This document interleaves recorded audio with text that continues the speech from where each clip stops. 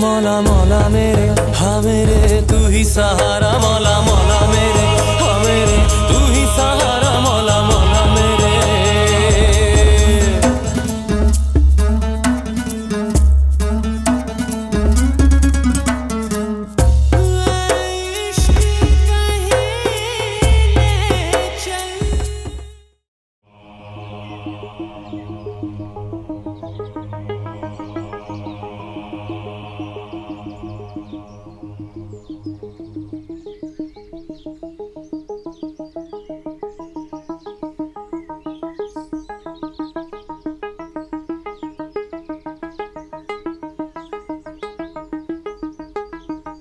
بیا.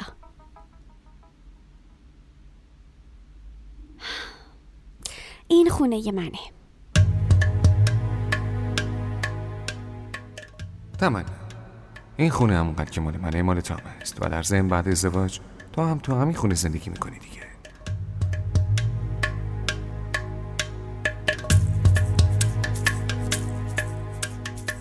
چی شد مینا؟ چرا اونجا وایسادی؟ چیزی نیست.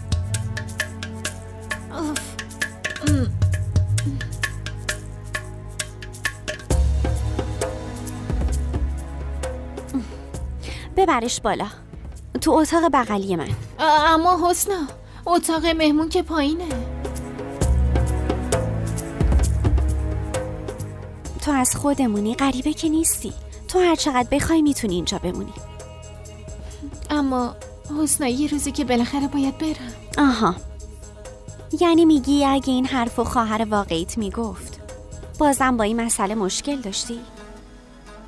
من با اینجا موندن هیچ مشکلی ندارم. خب شام چی میخوری؟ من خودم میخوام غذا بپزم. نیازی نیست انقدر زحمت بکشی. در ضمن من اون مینای قبل نیستم. من یه رژیم غذایی دارم که باید طبقش پیش برم. راستی؟ یه سالاد ساده برام کافیه. اولین باره که یه نفر از خانوادم اومده به خونم، من ازش پذیرایی نکنم؟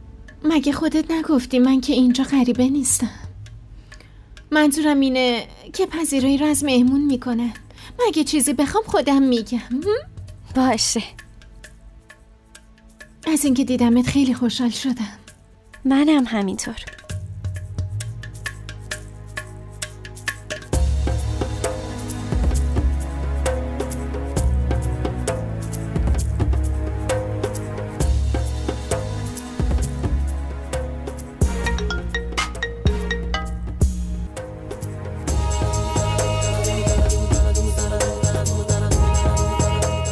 کی تماس گرفته؟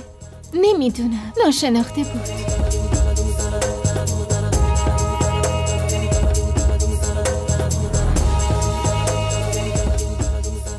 خب اگه نمیشناسیش بلاکش کن. چند تا شماره رو بلاک کنم؟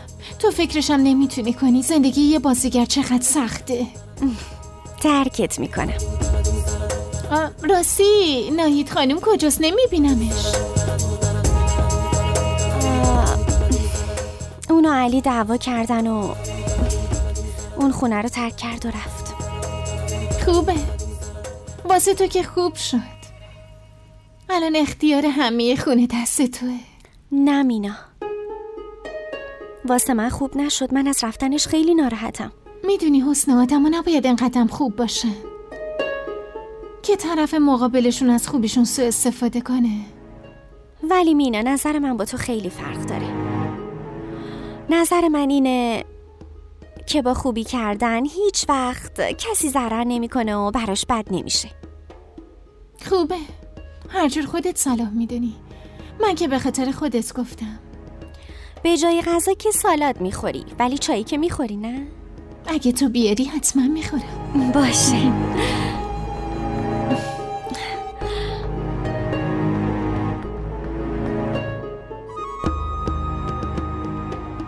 خیلی داری پوز میدی حسنا، ولی تو شاید یادت رفته اینجا حق منه، خونه منه و من همه اینا رو دوباره ازت میگیرم.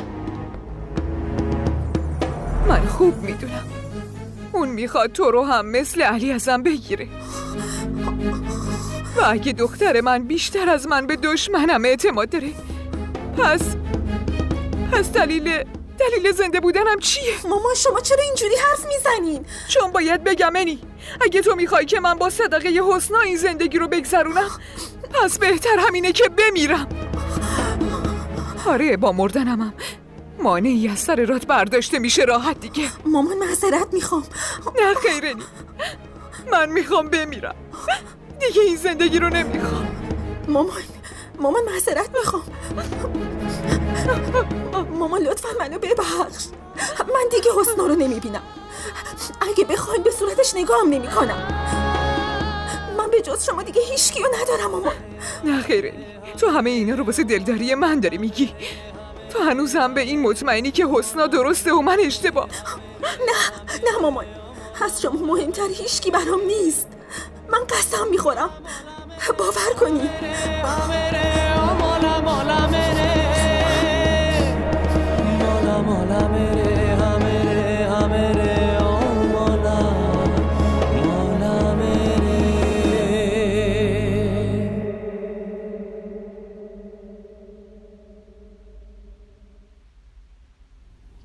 به چی فکر میکنی؟ فکر میکردم که نمیدونم علی با دیدنم اینجا چه واکنشی نشون بده، ازت عصبانی نشه. چرا عصبانی بشه؟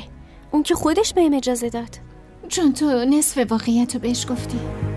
تو اینو نگفتی که من اینجا و اون با دیدن من اینجا نکنه ازت عصبانی شه. نه، علی عصبانی نمیشه. اون منو خیلی دوست داره، منم همینطور. خب این حرفا رو ول کن، بریم اتاقتو نشونت بدم. حتما، ولی اول من اتاق تو رو میبینم، ببینم اتاق چطوره. بریم.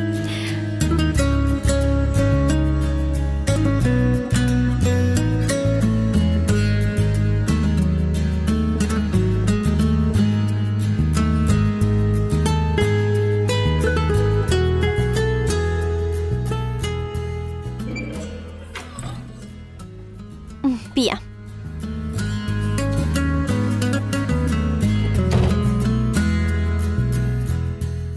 این اتاق ماست. خیلی قشنگه.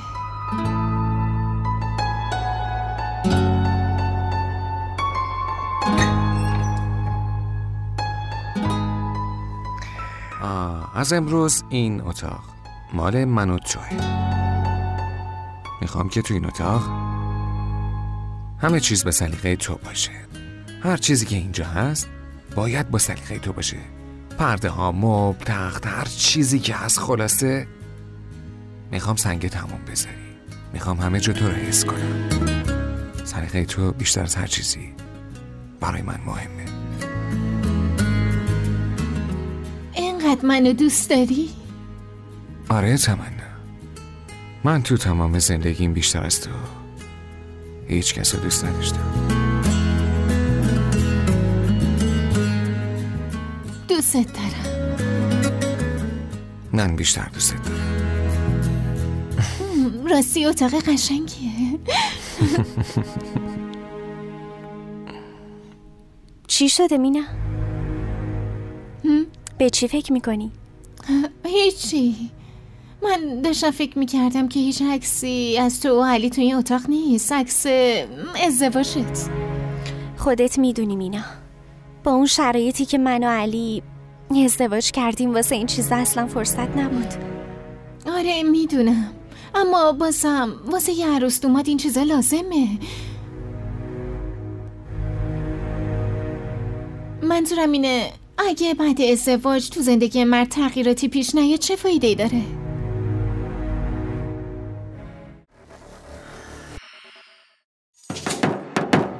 خواسته ها محدودیتی ندارن، بسیار و پراکندن، ولی وقتی توی دل کسی خونه میکنن باهاش یکی میشن. دیگه درست یا اشتباه براشون فرقی نمیکنه. توی مسیر زندگی به راهشون ادامه میدن.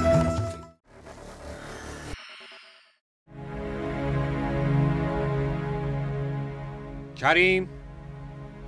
سلام آقا. سلام. حسنا خانم کجاست؟ آقا خانم حسنا با مهمونشون تو اتاقن. بهش بگو من اومدم. چشم آقا.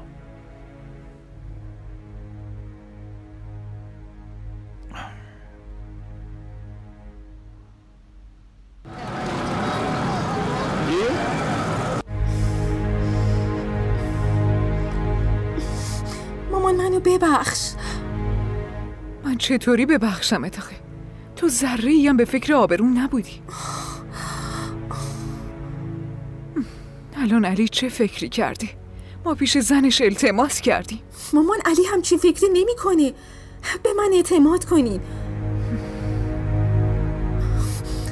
شما یه بار تلفنی با علی حرف بزن. من میدونم اون حتما قبول میکنه. در ضمن شما همیشه بهم نمیگفتین که حسن علیو از راه به در کرده. اگه واقعا اینجوری فکر میکنین پس خودتون بفهمین. ما چرا بذاریم یه غریبه بینمون دخالت کنه؟ شما یه بار باهاش حرف بزن. من میدونم اون نمیتونه خیلی ازتون ناراحت باشه. میدونی اینی شرایط بعد یه ویژگی خوب داره. تو اون شرایط تو اونی رو میشناسی که ادعا میکرد از خودت هست. مامان شما از علی نه، از خودتون ناراحتین. شما بزرگین، لطفاً ازش معذرت بخواین.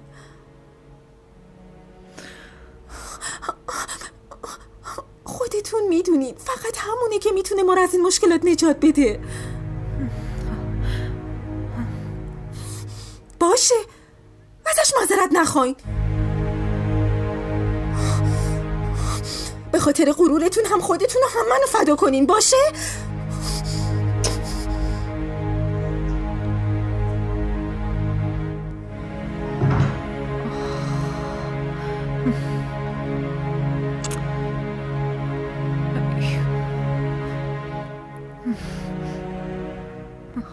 راستی رفتار علی باهات خوبه نه؟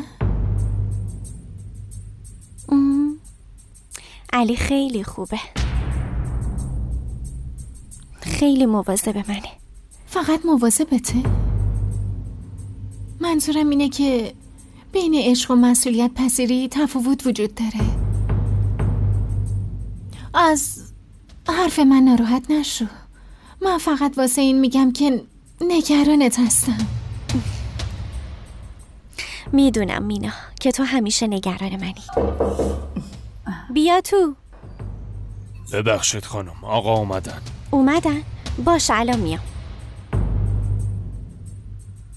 اینجا منتظرم باش، من خودم صدات میکنم. جایی نریا، من میام.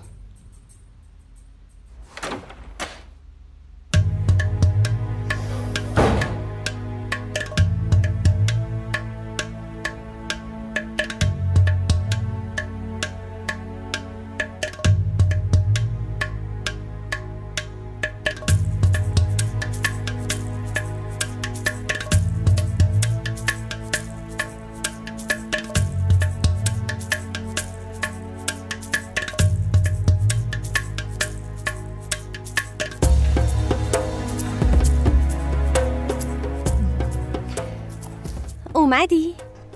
آره.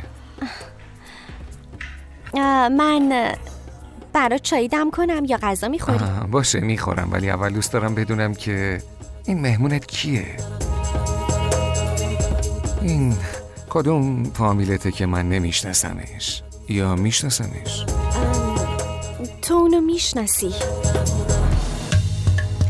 اول دستورتو بشور، بعد سر غذا هم دیگر رو میبینیم. نه حسنا، من اول باید بفهمم کی اومده تو خونه من. اون کیه؟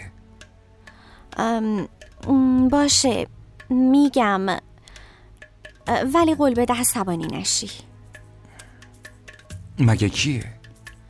من اینجوری نمیگم، اول قول بده عصبانی نشی بعدش. باشه قول میدم، فقط بهم بگو کیه. بیا پایین.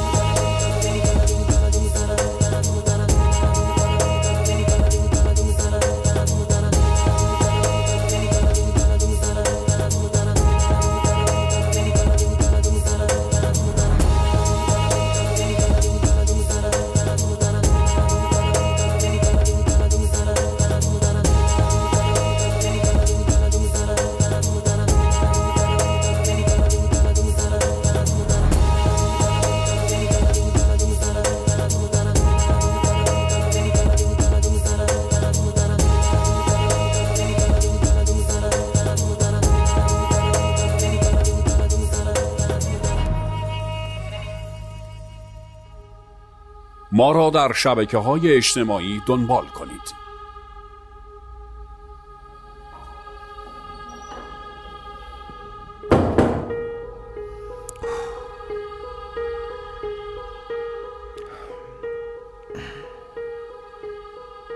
این حسنا چی کار کرد؟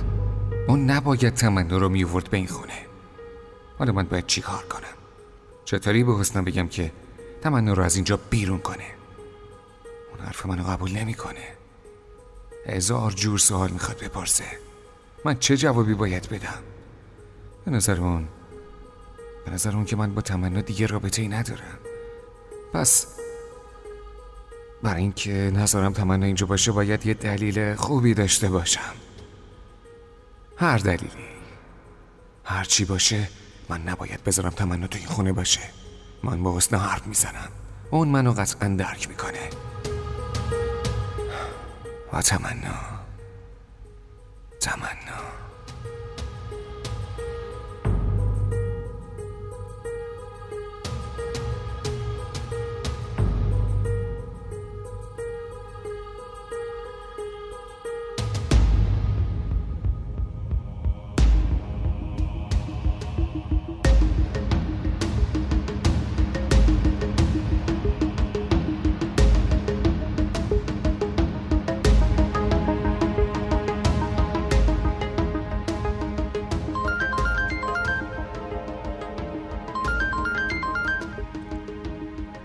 الو، کی هستی؟ الو. اگه حرف نمیزنی پس چرا زنگ زدی؟ الو علی، من عمت هستم. عمه شما؟ چطوری؟ زندگی منو نابود کردی و الان داری حالمو میپرسی. میگی چطوری؟ علی، من میدونم که هر کاری کردم خیلی اشتباه بود. منو ببخش. من تو رو خیلی اذیت کردم.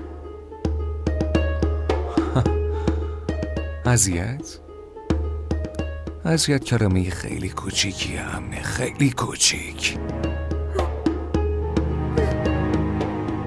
عشقمو ازم گرفتین عمه.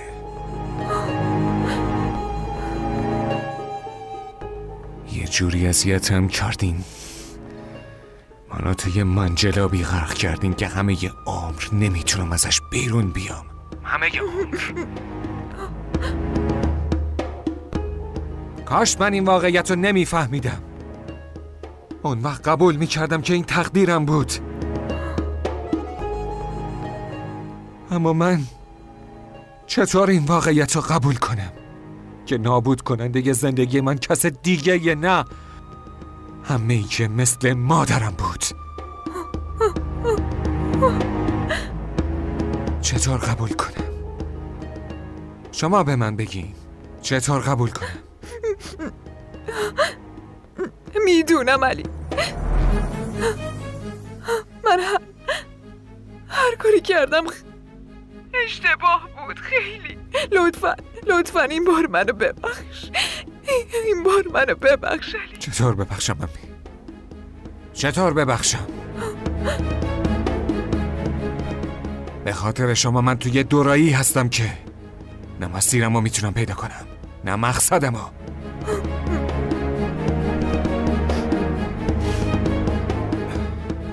من اگه بخوامم نمیتونم ببخشمتون.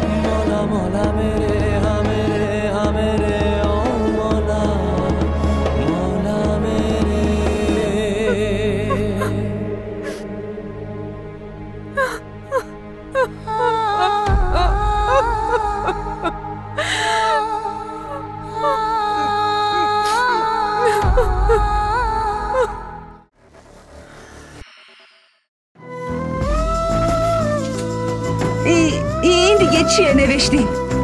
چرا پاک نمیشه؟ این اسم دیگه از دستت پاک نمیشه.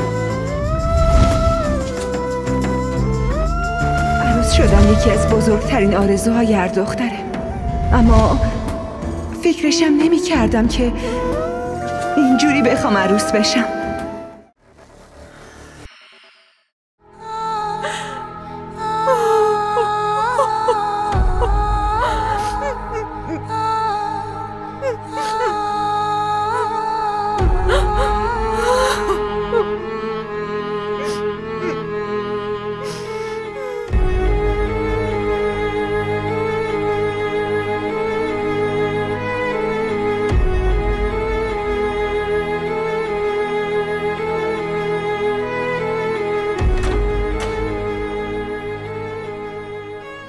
علی تو چی کار کردی؟ اینو داری از من میپرسی؟ تو چی کار کردی؟ تو چرا تمنا رو آوردی اینجا؟ علی من مینا رو تو خیابون دیدم، تو وضع خیلی بدی بود. تو هیچ میدونی که زنداییم فوت کرده، پس بیچاره کجا میرفت؟ برای همینم دستشو گرفتی و ورداشی آوردی اینجا. تو از کی پرسیدی؟ ها؟ من ازت اجازه گرفتم. اجازه گرفتی؟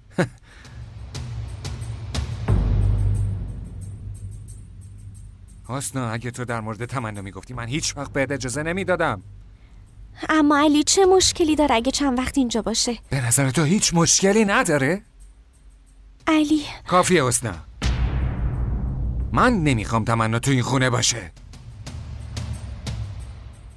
برو بهش بگو از اینجا بره. اما علی من چطوری بهش بگم بره؟ من تازه آوردمش خونه، حالا یهویی چطوری بهش بگم از اینجا بره؟ باشه، اگه تو نمیتونی بگی عیب نداره، من میگم. علی چت شده؟ اگه اون اینجا بمونه چی میشه؟ هرچی بشه یا نشه من نمیخوام اون اینجا باشه. اما علی چرا؟ تو خودت میدونی که من با تمنا چه رابطه‌ای داشتم. اگه زن دیگه هم بود حتی اشتباهاً همچین زنی و خونش نمی آورد که واسه زندگیش خطرناک باشه. علی خونه و زندگی من فقط تویی و عشق من اونقدر ضعیف نیست. من مینا رو میشناسم، میدونم اون خیلی منو دوست داره.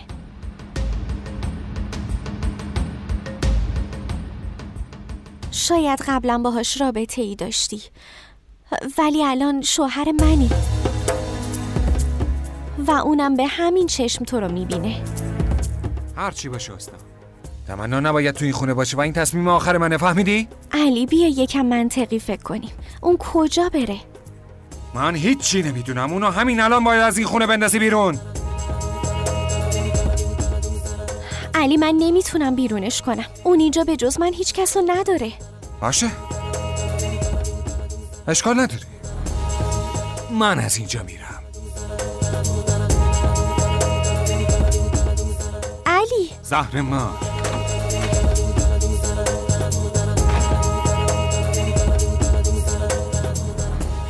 چطوری علی رو راضی کنم؟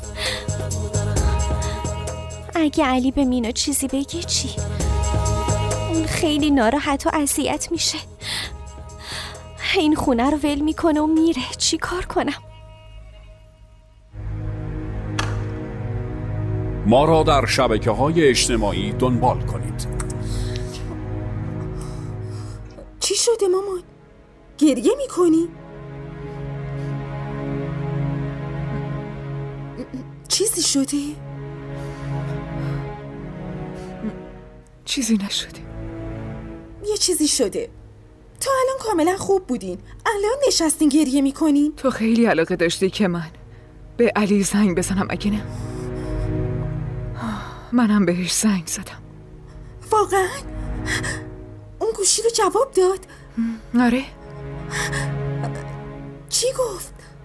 میگفت که هنوز ازم متنفر و حتی نمیخواد چهره منو هم ببینه.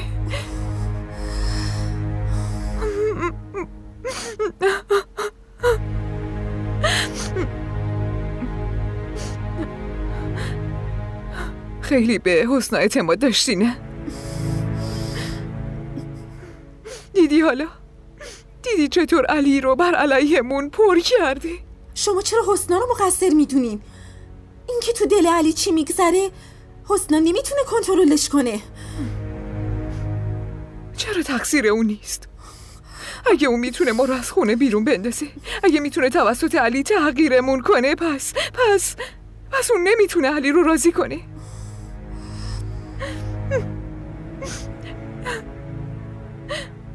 تو میتونی فریب اونو بخوری انی، ولی من نه. من نمیفهمم چرا انقدر نسبت به حسنا بدبین هستین؟ حسنا که همیشه بهمون کمک کرده. من کمک اون دختره رو نمیخوام. من کمکش رو نمیخوام. تو چرا اینو نمیفهمی آخه؟ ممکنه اون جلوی همه نقشه آدم خوب رو بازی کنه، بعد اونجا بره با علی حرف بزنه، علی رو بر علیهمون گوشش رو بخواد پر کنه. ببین چطور این دوتا دارن از زنت پول میگیرن و فلان از این حرفا. اما مامان بس کن انی، بس کن. برو همین الان اون پولشو بهش برگردون. اگه تو این کارو نکنی من از یکی دیگه قرض میگیرم و پولو برمیگردونم. این چه بیادبیه؟ آها، این براتون بیادبیه؟ قبلا که این بیادبی رو خیلی دوست داشتین. از سر رام بارون ور. نه علی، راه من و شما یکیه. فقط شما میخواین راهتون رو عوض کنین. تو دنبال هرچی هستی من نمیذارم بهش برسی. تو میتونی حسنا رو احمق فرض کنی اما منو نه. من نمیذارم تو به خواسته های شومت برسی. اگه من موفق شدم که تا اینجا تو خونه تو برسم، یعنی درست همینجوری یه روز تو زندگیتونم میام،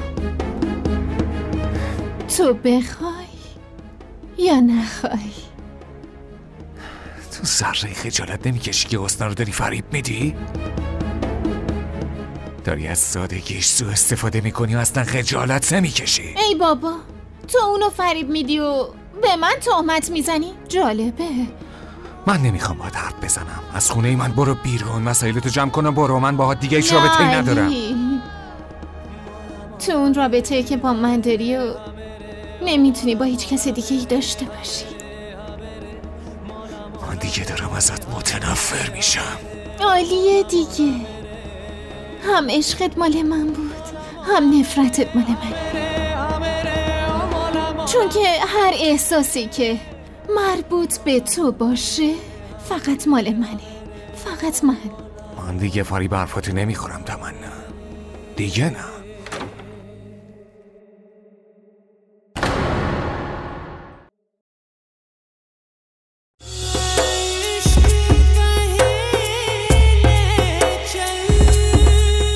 मौला मौला मेरे हाँ मेरे तू ही सहारा मौला मौला मेरे हाँ मेरे तू ही सहारा मौला मौला मेरे. DDTV ارائه کننده بزرگترین سریال های درامای ترکی، کره‌ای، پاکستانی دوبله شده به فارسی می باشد. لطفاً سابسکرایب کنید و عضوی از خانواده ما شوید.